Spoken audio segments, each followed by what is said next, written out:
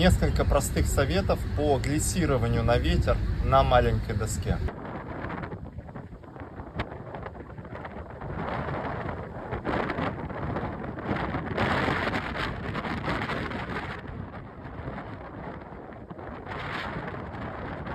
Самое основное, передняя рука расслаблена, даже если на гике она расслаблена.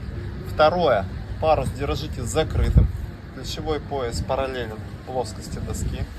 Третье, вес, хоть и в ножных петлях, на передней ноге, корма должна быть разгружена при этом. Четвертое, используйте энергию волны, используйте порывы. Ветер сильнее, дополнительно можно зарезаться на ветер. Скорость меньше, обязательно уваливайтесь, разгоняйтесь и только потом снова зарезайтесь. Эти и другие советы на сайте Surf Planeta. Записывайтесь на тренировки. Пока-пока.